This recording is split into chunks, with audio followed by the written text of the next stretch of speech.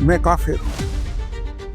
सारे जैन भी काफिर है, सारे बौद्ध भी काफिर है और सारे सिख भी काफिर। प्रॉफिट मोहम्मद अंतिम नबी है, अब कोई पैगंबर नहीं आएगा। जिहाद एक इस्लाम का ऐसा इंस्टीट्यूशन है जो पिछले 1400 साल से सारी मानवता में एक हैवाक बरस रखा है। जिहाद ने हिंदुस्तान को भी बर्बाद किया। हिंदू सभ्यता वो सभ्यता थी अफगानिस्तान से लेकर आसाम तक फैली हुई। इसी जिहाद ने इसके चार टुकड़े कर दिए, चार टुकड़े कर।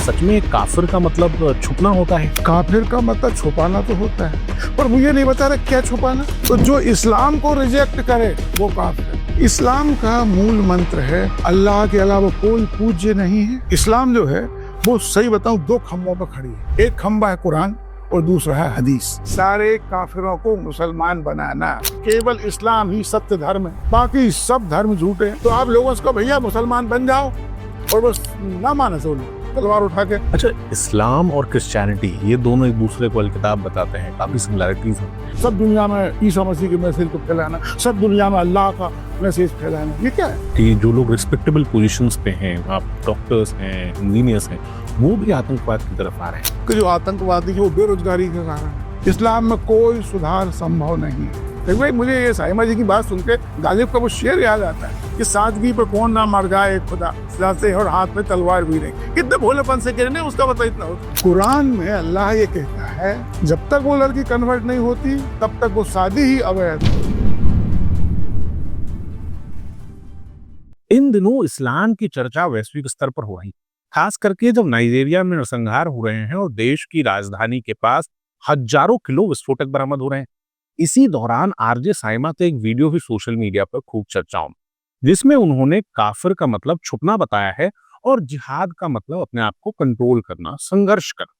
और जब कभी भी हमारे पास इस्लाम से जुड़े हुए सवाल आते हैं तो हम जवाब के लिए एक ही तरफ होते हैं। आज हमारे साथ स्टूडियो में एसके श्रीवास्तव जी हैं। विस्तार से समझेंगे कि क्या सच में काफिर का मतलब छुपना होता है? क्या जिहाद का मतलब संघर्ष करना, स्ट्रगल करना होता है? नमस्ते सौरभ जी, आपको और आपके दर्शकों को नमस्कार। देखिए साइमा जी आधा सच बोल रही। काफिर का मतलब छुपाना तो होता है, पर मुझे नहीं बता रहा क्या छुपाना। जब तक आप ये नहीं बताओगे क्या छुपाना तो क्या अर्थ निकले, कुछ नहीं। काफिर को और भी कई अर्थ होते हैं, वो छोड़ के सिर्फ एक अर्थ इन्होंने बताया। अब मैं आपको काफिर क्या होता है वो विस्तार समझाता हूँ।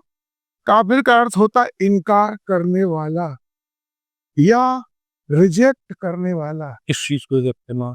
आपका सीधे बहुत स्वाभाविक प्रश्न पूछा, आगे बताता हूँ मैं। वही तो मैं जब तक आप ये नहीं बताओगे किस चीज से इनकार करना, किस चीज को रिजेक्ट करना, तो क्या अर्थ निकलेगा? ऐसे किस चीज को छुपाना, ये तो सारी मजे नहीं बताया ना। बिल्कुल। बस यही डिसेप्शन।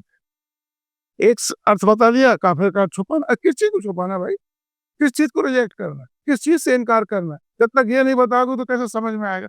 हाँ, अब मैं बताता हूँ। वो ये कहते हैं कि सत्य से इनकार करना या सत्य को रिजेक्ट करना या सत्य को छुपाना। और दूसरा सवाल, सत्य क्या है? बिल्कुल। तो अपने यहाँ जो हिंदुस्तान दार्शनिक में सत्य की परिभाषा वो मैं नहीं समझाऊंगा। इस्लाम की दुनिया में सत्य का मतलब होता है हक। हक माने इस्लाम। तो जो इस्लाम को रिजेक्ट करे वो काफिर, जो इस्लाम को इनकार करे वो काफिर। और जो इस्लाम को छुपा है, छुपाने का यह मतलब आप जानते हो इस्लाम एक धर्म है, उनकी शब्दावली में बताओ इस्लाम एक सत्य धर्म है, पर आप उसको स्वीकार नहीं करे, आप बताओ छुपा रहे इस बात को, तो आप काफिर हो। तो यहाँ अब थोड़ा अब बहुत प्रश्न कि ये तो पता लग गया कि इस्लाम को इनकार करने वाला काफिर है। अब मैं थोड़ा सा और इसका अर्थ और आगे खोलता हूँ तो बिल्कुल क्लियर हो जाएगा जी। इस्लाम का मूल मंत्र है ला इलाहा इल्लल्लाह मोहम्मद रसूलुल्लाह, मतलब अल्लाह के अलावा कोई पूज्य नहीं है और मोहम्मद उनका रसूल है। There is no God except Allah and Muhammad is his messenger। तो ये दो बातें से जो इनकार करे वो काफिर। इन दो चीजों को जो रिजेक्ट करे वो काफिर, इन दो चीजों को जो छुपा है वो काफिर। अब देखिए पहला क्या है सिद्धांत कि अल्लाह के अलावा कोई पूज्य नहीं है। माने अपनी भाषा में, हिंदी भाषा में समझाऊं, अल्लाह के अलावा कोई भगवान नहीं है। There is no God. अने अल्लाह एलोन इज गॉड, केवल अल्लाह ही भगवान है। और दूसरा अल्लाह का मैसेंजर है मोहम्मद, मोहम्मद अल्लाह के मैसेंजर है। हम इन दो बातों को नहीं मानते वह काफिर है। अब मैं उदाहरण से समझाता, जैसे मैं एक हिंदू हूँ, तो हिंदू होते तो आप जानते हो हिंदू बहुत सारे देवी देवताओं को मानते हैं। मैं राम को, कृष्ण को, शिव को मानता हूँ, विष्णु भगवान की पूजा करता हूँ, और देवियां भी हैं। इस्लाम में देवी नहीं होती जी। उनका गॉड जो है ना वो पुल्लिंग गॉड है, स्त्री कोई है ही नहीं वहाँ गॉडेस, पर अपने यहाँ तो गॉडेस हैं, दुर्गा जी हैं, देवी जी हैं, लक्ष्मी जी हैं, सरस्वती जी हैं, तो अपन बहुत सारे देवी देवता की पूजा करते हैं। तो मैं पहली शर्त पूरी नहीं करता, है ना। अब दूसरी शर्त क्या है कि मोहम्मद उनका पैगंबर है। मैं मोहम्मद को पैगंबर भी नहीं मानता। क्यों नहीं मानता? कि हमारे हिंदुओं में किसी पैगंबर की कोई कल्पना नहीं है, ना मानते। हमारे यहाँ पैगंबर वास्तव में है क्या? अल्लाह और मोमिन के बीच का एक बिचौलिया है। हमारे हिंदू धर्म में किसी बिचौलिया की जरूरत नहीं, हम सीधा भगवान का साक्षात्कार कर सकते हैं। भगवान सीधा हमको आदेश या आशीर्वाद दे सकता है। अपनी कहानी इस बात से भरी पड़ी है, उसको भगवान के दर्शन हुए और भगवान ने उसे वरदान दिए, तो हमें किसी बिचौलिए की जरूरत नहीं है। तो एक बात ख्याल रखना चाहिए कि ये जो सेमेटिक रिलीजन्स हैं, ये प्रोफेटिक रिलीजन्स है, इनमें एक बिचौलिया होता है जो भगवान और भक्त के बीच में करता है। इंसान और भगवान के बीच में बिचौलिया मतलब भगवान कोई चीज उनको नहीं देगा, अल्लाह कोई वैसे किसी मुसलमान को कभी नहीं देता, वो बाया प्रॉफिट देता है। वो प्रॉफिट भी सीधा अल्लाह से नहीं मिल सकता, वो मुसलमान भी सीधा अल्लाह से नहीं मिल सकता। बाया प्रॉफिट मरने के बाद वो इंटर को करेगा, उनके बीच का इंटरेस्ट। तो ये दोनों में शर्त पूरी नहीं करता, मैं काफिर हूँ। और जब आप जानते हो हिंदुओं के तौर तरीके, जब मैं काफिर हूँ तो सारे हिंदू काफिर है। बिल्कुल। अच्छा, सारे हिंदू भी काफिर है क्योंकि मैं वो दो शर्तें पूरी नहीं कर रहा। इसी तरह से सारे जैन भी काफिर है, सारे बौद्ध भी काफिर है और सारे सिख भी काफिर है। ये क्योंकि ये कोई भी इन दो शर्तों को पूरा नहीं करते। तो ये सीधी सच्ची सी बात यह है, ईसाई भी शर्त को पूरी नहीं करते। तो सीधे सच्ची काफिर की परिभाषा ये, ऑल नॉन मुस्लिम्स आर काफिर। पर मैं मानता हूँ इसको ये कभी स्वीकार नहीं करते ईसाई जैसे लोग, क्योंकि इससे इस्लाम की छवि खराब होती है। तो इन लोगों की असली चिंता है कि जो आप नाइजीरिया और यहाँ जो हो रहा है, तो इससे इस्लाम की छवि को बड़ा धक्का लग रहा है। तो इनकी चिंता सच नहीं है कि सच बोले हम, इनकी चिंता क्या, इस्लाम की छवि को वो करना, इस्लाम की फेसलिफ्टिंग करना। अब जब ये इस्लाम की ये बात और है, जो है इस्लाम में काफिर के लिए एक तीसरी शर्त और है। तीसरी शर्त ये है, और वो भी उतनी महत्वपूर्ण जितनी दो है, कि प्रॉफिट मोहम्मद अंतिम नबी है, उनके बाद इसके बाद अब कोई नबी नहीं होगा, अब कोई पैगंबर नहीं आएगा। मतलब अल्लाह अब किसी प्रॉफिट को नहीं भेजेगा इसका। और यदि कोई तीसरा प्रॉफिट को मानता है तो वो मुसलमान नहीं है, वो काफिर है।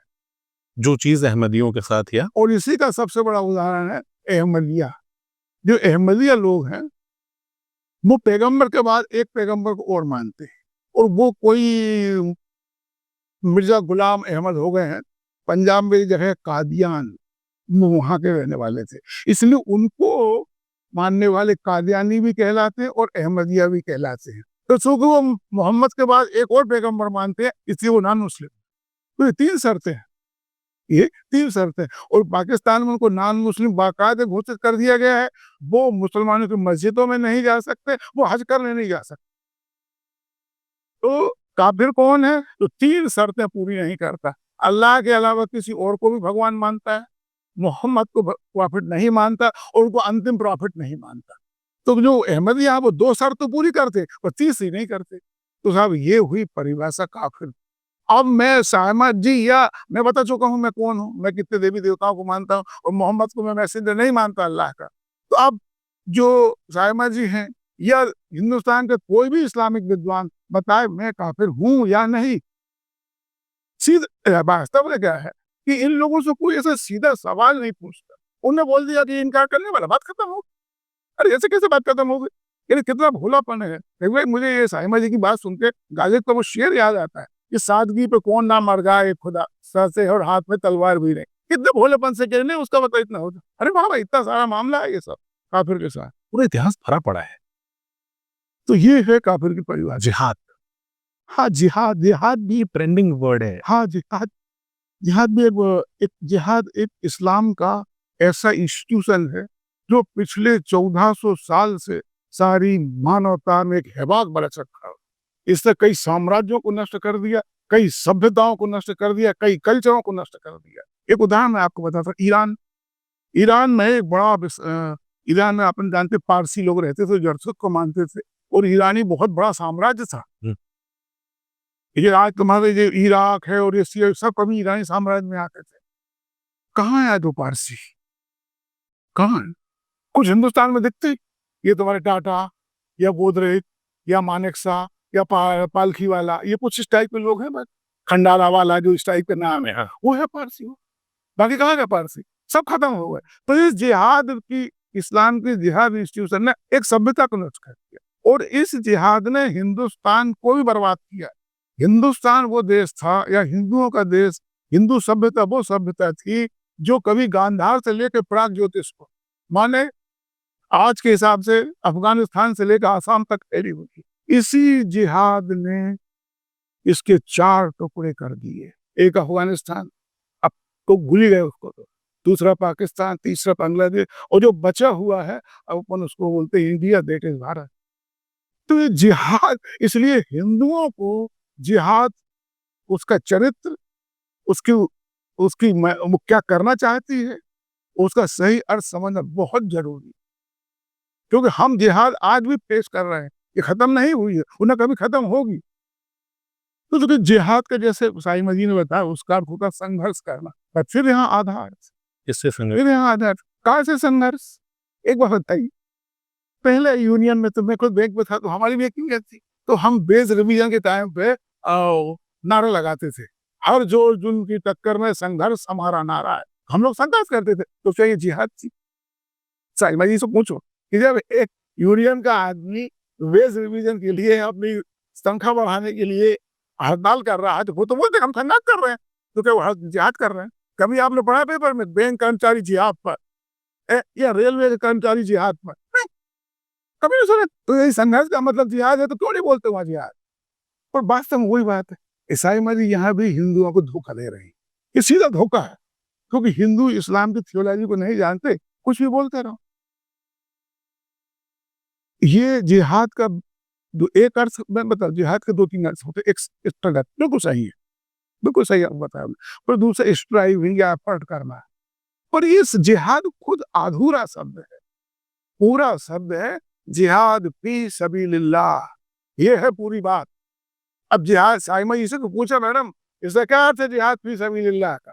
इसका मतलब ये है अल्लाह की राह में संघर्ष करना, struggle in the path of Allah, driving in the path of Allah, fighting in the path of Allah. क्या? Fighting in the cause of Allah, struggle in the cause of Allah. अब सवाल उठता है वो काज क्या है जिसके लिए स्ट्राइव कर रहा है, जिसके लिए स्ट्रगल करना है? जब तक ये पता नहीं चलेगा तो आपको जिहाद कर समझ में नहीं आएगा। इसीलिए लोग गोलमाल बात करते हैं, सीधी सीधी की बता। अब मैं बताता हूँ वो काज क्या है जिसके लिए संघर्ष करना है, जिसके लिए युद्ध करना है, fighting in the cause of Allah. तो अल्लाह का वो काज क्या है? अल्लाह ने बताया होगा कभी? हाँ बताया है। अल्लाह एक कुरान जो इस्लाम जो है वो सही बताऊं 2 खंभों पर खड़ी है। एक खंभा है कुरान और दूसरा है हदीस, उसी को सुन्ना भी बोलते हैं। हदीस से कई संकलन है और उनमें 2 सबसे प्रमुख है, एक सही बुखारी और एक सही मुस्लिम। इनको सही बोलते हैं। सही का मतलब होता है ऑथेंटिक, माने ये 2 सबसे ऑथेंटिक हदीसों के संग्रह हैं। और कुरान के बाद इस्लाम में कोई महत्वपूर्ण चीज है तो वो हदीस है। तो मैं एक हदीस आपको पढ़कर सुनाता हूँ जो सही मुस्लिम की है। सही मुस्लिम हदीस नंबर 33 और कोई देखे तो उससे तुम्हारे sunnah.com पे जाके आप वेरीफाई कर सकते हो जो मैं बोल रहा हूँ। पहला ही टॉपिक है ईमान, उसकी ये 33वीं हदीस है। अब आप सुनिए कि वो काज क्या है, अल्लाह खुद बता रहा है। किसको बता रहा है? मोहम्मद को। और मोहम्मद मुसलमानों को बता रहा है, सुनिए आप, मुझे लोगों के खिलाफ तब तक लड़ते रहने का आदेश मिला है जब तक वे यह गवाही न दें कि अल्लाह के सिवा कोई अन्य आराध्य नहीं है और मोहम्मद अल्लाह का रसूल है, और जब तक वे नमाज ना अपनाएं तथा ज़कात अदा ना करें, वे यदि वे यह सब करते हैं तो उनके जान और माल की हिफाजत की मेरी ओर से गारंटी है। ये वो काज है। क्या बताया काज में? युद्ध करते रहो काफिरों से कि जब तक वो नमाज पढ़े, ज़कात दो, इस सिद्धांत को माने जो मैं पहले बता, ला इलाहा इल्लल्लाह मुहम्मद रसूलुल्लाह। तो जो इसको मान ले वो क्या कह रहा था? वो मुसलमान। तो इसको संक्षिप्त में क्या कह सकते कि जब तक संघर्ष करो जब तक काफिर मुसलमान ना हो जाए। ये तो इसका अर्थ है। तो वो काज क्या है? सारे काफिरों को मुसलमान बनाना। तो संघर्ष क्या के लिए करना है? सारे काफिरों को मुसलमान बनाने की। साईं जी ये बताएंगे क्या? नहीं। वो कोई भी इस्लामिक विद्वान बताएगा, वो नहीं बताएंगे, क्योंकि उससे इस्लाम की छवि खराब हो। इनको अपने से ज्यादा इस्लाम की चिंता है, इस्लाम की छवि खराब नहीं होती, बोला हमारा कुछ हो जाए। अब एक बात और मैं बता रहा हूँ कि सही बुखारी की भी एक हदीस है, बिल्कुल आइडेंटिकल हदीस है, उसको पढ़ोगे तो बिल्कुल एक से एक शब्द है, और उसका नंबर मैं बताता हूँ। सही बुखारी चैप्टर नंबर 2, उसका भी टाइटल है ईमान फेथ, और उसकी 24वीं हदीस है ये। तो सही बुखारी 24 और सही मुस्लिम 33, ये दो हदीस एक सी हदीस आपको भी पढ़ लो। अब मैं एक उदाहरण आपको कुरान से ही बताता हूँ। हदीस और कुरान में कोशिश था, इससे ज्यादा कुछ कहने को नहीं रह जाता। कुरान जी एक आयत सुनिए, चैप्टर नंबर 8 और आयत नंबर 39 39, और उस चैप्टर का नाम है सूरा अनफाल। अंग्रेजी उसको चैप्टर बोलते हैं, पर वो लोग सूरा भी बोलते हैं। सूरा का नाम होता है सूरा अनफाल। एक बहुत बहुत अच्छी बात आपको बताऊं, अनफाल मान होता है लूट का माल।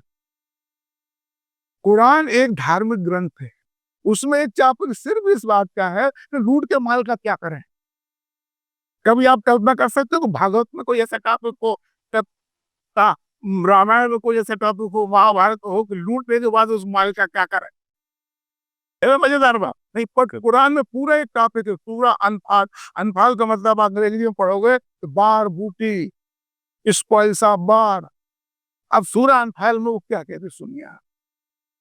और तुम उनसे लड़ो यहाँ तक कि फितना या उपद्रव बाकी ना रहे और दीन पूरा का पूरा अल्लाह के लिए हो जाए। तो पूरा का पूरा अल्लाह का दीन हो गया। अल्लाह का दीन क्या? इस्लाम। मैंने सब जगह इस्लाम फैल जाए। तो ये वो काज है जिसके लिए आपको संघर्ष करना है, जिसके लिए आपको स्ट्रगल करना है। मैडम साइमा, अगर आप इन चीजों पर ध्यान दो, हिंदुओं को बेवकूफ बनाने की कोशिश मत करो। अब और इसी के लिए युद्ध आपको करना है। अब ये बात तो हुई कुरान और हदीस की। अब मैं इस्लाम के कुछ प्रसिद्ध विद्वानों के मत आपको सुनाता हूँ जी, है ना। इस साउथ एशिया में, बल्कि अरब तक, एक एक भारतीय है वो, इसलिए मैं उसको सबसे पहले बता रहा हूँ। एक इस्लामिक विद्वान, उसका नाम है मौलाना अबुल आला मौदूदी। मौदूदी इतना बड़ा विद्वान है कि जितने भी ये तुम्हारे आप सुन रहे हो, ये ISI और तालिबान और ये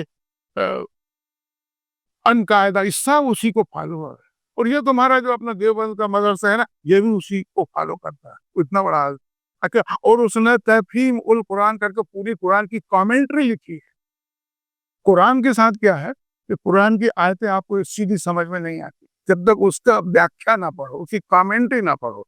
तो दुनिया में 50 कमेंट्रियां हैं, और जो जो सबसे प्रसिद्ध कमेंट्रियां हैं उनमें मौदूदी एक, और जलालुद्दीन सयूती एक है, और एक दो और हैं। तो कितना बड़ा आदमी है वो क्या कहता है जिहाद के बारे में आप सुनिए। जिहाद इज ए आर्म्ड स्ट्रगल, सशस्त्र संघर्ष है ये मौदूदी कह रहा है, कोई छोटा मोटा आदमी नहीं कह रहा। Jihad is a armed struggle to destroy an Islamic system. Jihad is a armed struggle, सशस्त्र संघर्ष है। वो आत्मा का वो क्या बोल रही हो, वो नहीं है। उनको ये बताओ कि ये जो आप लोग आगे पाल रही है अपनी बुराई में से लड़ना, ये कुरान और हदीस में कहीं नहीं है। तो इस्लाम माने कुरान और हदीस। ये बात के सूफियों ने चला दिया है, जिसकी इस्लामिक जगत में कोई महत्व नहीं है। जो चीज कुरान और हदीस में नहीं है वो क्या चीज इस्लामिक हो। पर साहिमा जी को तो हिंदुओं को बेवकूफ बनाना, ये सब छोड़ कर वो पकड़ रहा है। वो कहने को हो जाता हम भी वो सही बोल रहे हैं, हाँ आप सही बोल रहे हैं, पर आधा सही बोल रहे हैं। बहुत समझदारी से उसको छुपा रहा हाँ छुपाया है, ये बड़े होशियार लोग हैं। अब दूसरा एक और बहुत बड़ा वो हो गया है सैयद कुतुब। सैयद कुतुब भी वो आदमी जिसने कुरान पर कमेंट्री लिखी। ये तो बहुत बड़े बड़े विद्वान कुरान पर कमेंट्री लिखना कोई आसान थोड़ी। एक एक आयत का विस्तार से समझाना कि कब आई, कहाँ आई, क्यों आई, इसका बैकग्राउंड क्या है, किसी के बस का है। बहुत बड़े विद्वान थे। उसकी एक किताब और है माइलस्टोन, छोटी सी किताब से 150 पेज की, और वो अमेजन पे अवेलेबल है, कोई चाहे तो पढ़ सकता है। उसमें वो जहाद की क्या परिभाषा देता है सुनिए। ग्लोबल बार टू डिसमेंटल जाहिली system. Global bar, global war to destroy जाहिली सिस्टम। जाहिली क्या है? जाहिली आल इस्लाम के अलावा सब कुछ जाहिल। जाहिल माने होता गंवार, सॉरी अज्ञान। जाहिलिया माने अज्ञान। तो इस्लाम की मान्यता है कि केवल इस्लाम ही सत्य धर्म है, बाकी सब धर्म झूठे हैं। हिंदू हिंदू धर्म सहित बौद्ध, हिंदू, जैन सब झूठे धर्म है, और इनका जो कुछ भी साहित्य सब जाहिलिया है।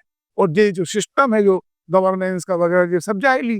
तो इसको डिसमेंटल करना, ये और पूरी दुनिया में ग्लोबल बाय, ये है जिहाद की परिभाषा सैयद कुतुब की। सायमा सुन रही ना?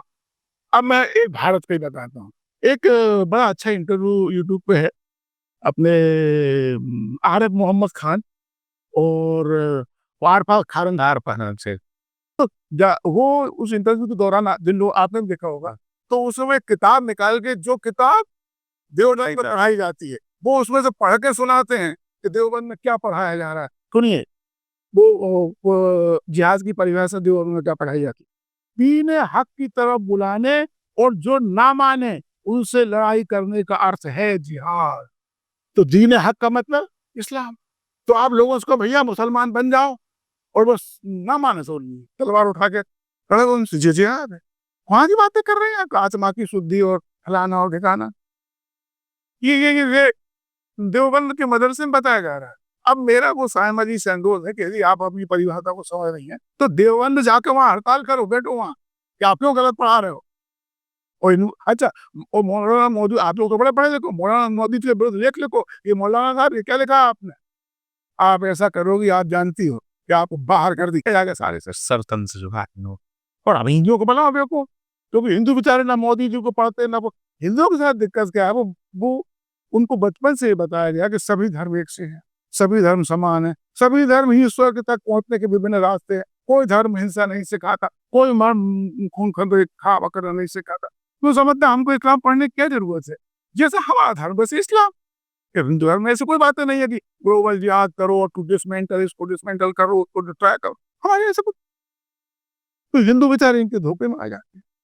तो साहब ये जिहाद नहीं, लेकिन एक समय आर्म्ड स्ट्रगल है, तलवार की बातें हैं, लेकिन बदलते समय के साथ आजकल जो शब्द चर्चाओं में आते हैं, चाहे वो लव जिहाद की बात हो, चाहे वो लैंड जिहाद की बात हो, ये क्या सॉरी देखो, अब लव जिहाद पे बात हो, लव जिहाद बड़ा अच्छा शब्द है और ये सही शब्द है। कुछ लोग कहते हैं लव जिहाद जैसा इस्लाम में कोई चीज है, हो नहीं होगा। पर मैं एक बात कह रहा हूँ, जो मैंने आपको जिहाद की परिभाषा भाई, इसका सार क्या है?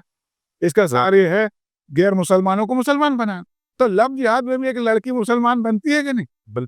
एक मुस्लिम लड़के ने वो जो कुछ है, एक लड़की को पटा जैसा भी धोखा दे के कुछ करके शादी के लिए तैयार कर ली। जब शादी उनकी होती है, निकाह होता है, तो पहले लड़की को मुसलमान बनाया जाता है। ये तो जिहाद है।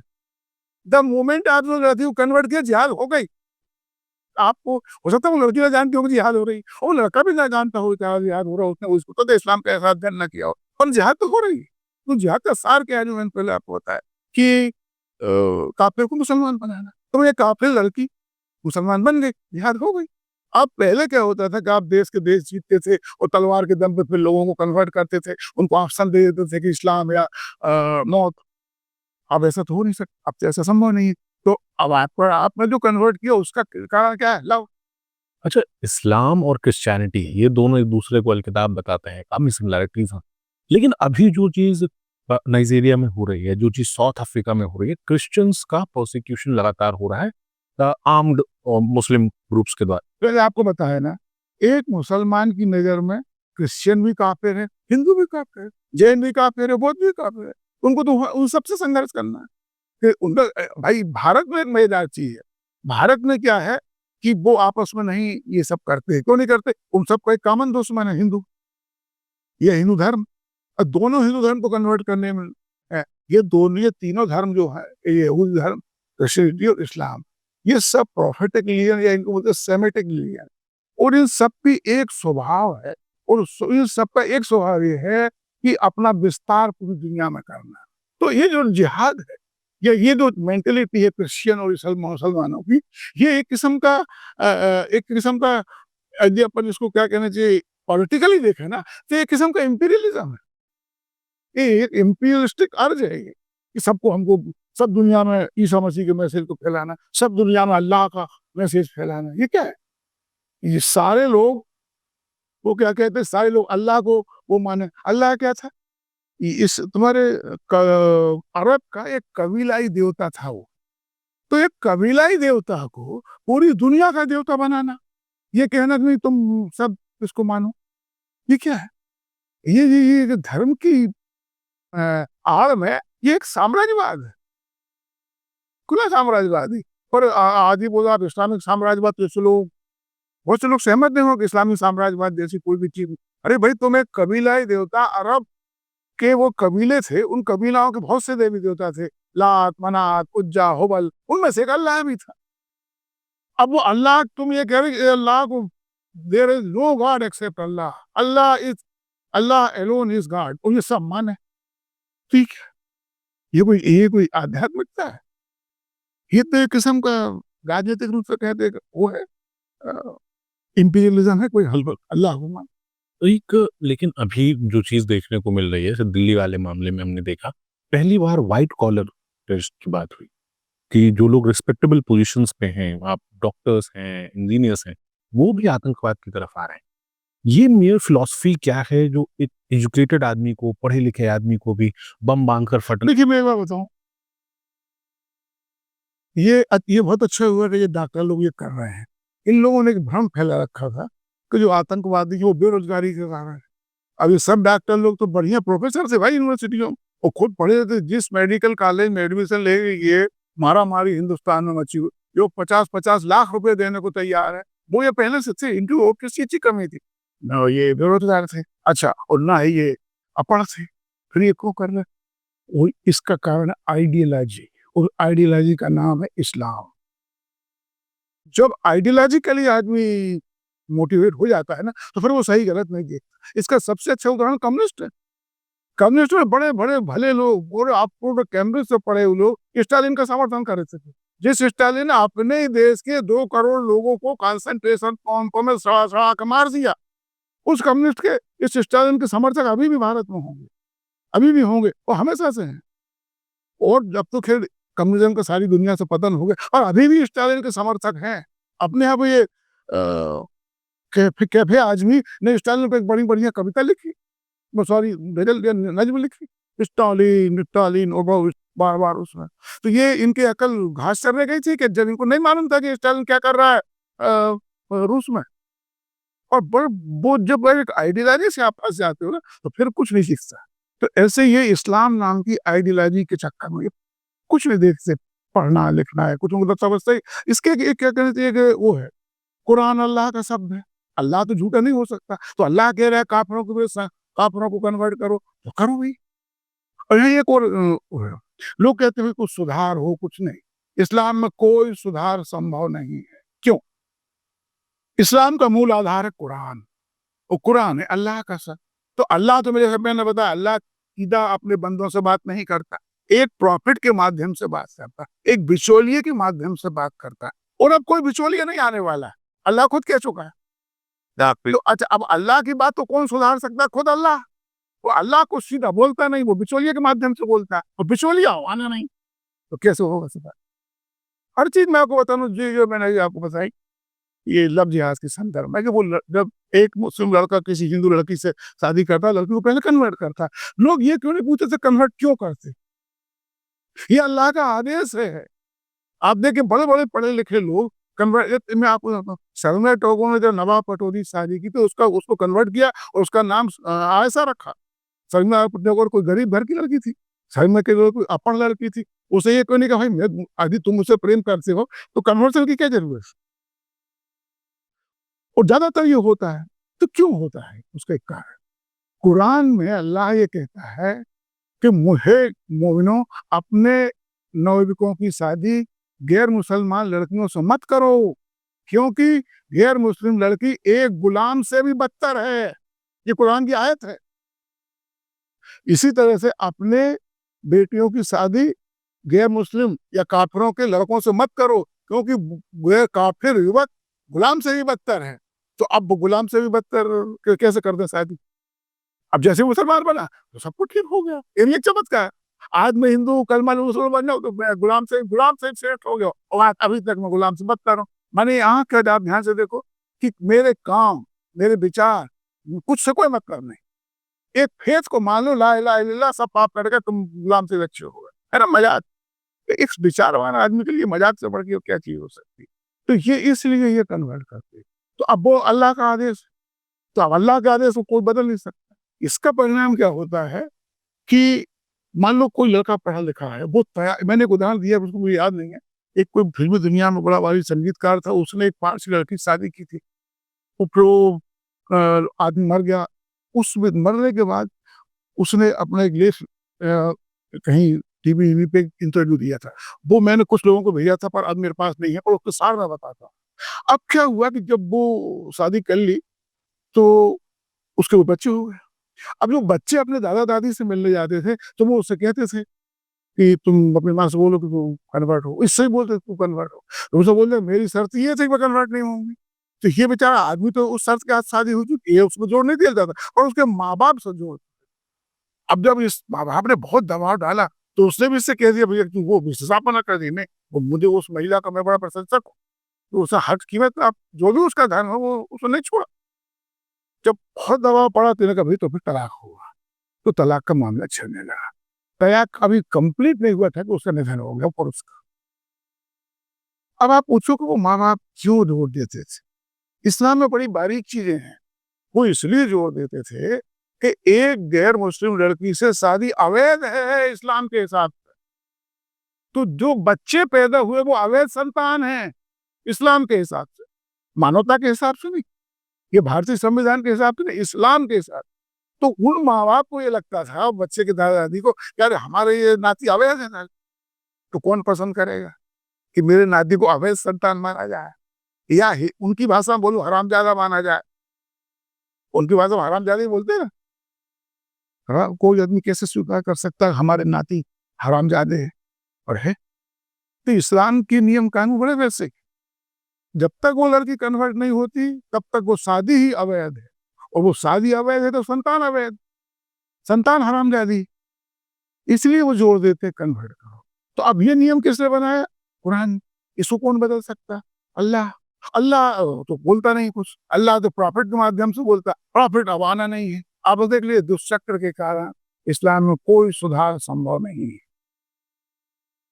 बहुत बहुत धन्यवाद आपका, आपने इतना समय दिया। मुझे पूरा विश्वास है कि जो लोग इंटरव्यू को सुन रहे हैं वो जरूर अब काफिर और जिहाद के मतलब को लेकर के कभी कंफ्यूज नहीं होंगे। बार बार ये लोग ऐसे अर्थ बताते हैं, पर हिंदुओं को चाहिए कि वो इन टर्मिनोलॉजियों को अच्छे से ध्यान दें, और ये इनकी बातें ना मानो। आपको कुछ इधर देखना है, टीपी ह्यूज की डिक्शनरी ऑफ इस्लाम है, वो रखो अपने पास, जिसमें जो बहस शब्द डिक्शनरी में देख लो। भाई बाकी सब जगह पर ये करते हैं क्या?